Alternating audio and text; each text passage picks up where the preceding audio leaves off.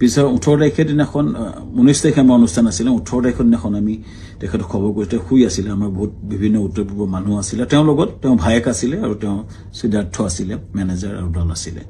19 তাৰিখৰ দিনা ঘটনাটো ঘটিলে যেতিয়া আমাৰ সেইদিনাখন উত্তৰ পূৰ্বৰ বিভিন্ন মন্ত্ৰী বিষয়াৰ লগত আমাৰ এখন মিটিং চলি আছিল উদ্যমী সকলৰ লগত সিংগাপুৰৰ মিটিং চলি আছিল যাতে আমি ৰাতিপুৱাই গৈছিলো তেতিয়া এই জাহাজৰ ঘটনাটো কথা মোক সিদ্ধাৰ্থ শৰ্মাই ফোন কৰিছিল 3:30 বজাত আমাৰ মিটিং আৰম্ভ হৈছিল 12:30 বজাত সো 11:30 মানতে মই সাংগ্ৰিলা হোটেলত গৈছিলো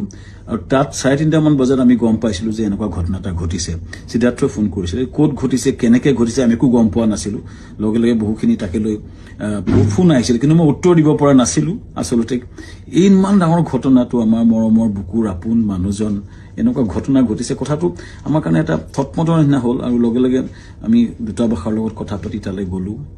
আৰু ঘটনাটো হ'ল আৰু এই ঘটনাটোৱে সকলোকে মুখৰে মাত নাইকিয়া কৰিলে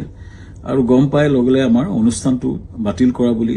আমাৰ হাই কমিছনে নিজস্বভাৱে ঘোষণা কৰিলে আৰু অনুষ্ঠান তাতে বাতিল কৰা হ'ল তাৰ পিছতো কোনবা উলিয়াইছে আমি প্ৰগ্ৰাম কৰি আছিলো বুলি কিন্তু আসলতে আমাৰ ভাৰতৰ ৰাষ্ট্ৰদূতে এটো ডিক্লেয়াৰ কৰিছিল অনুষ্ঠানটো সম্পূৰ্ণ বাতিল কৰা হৈছে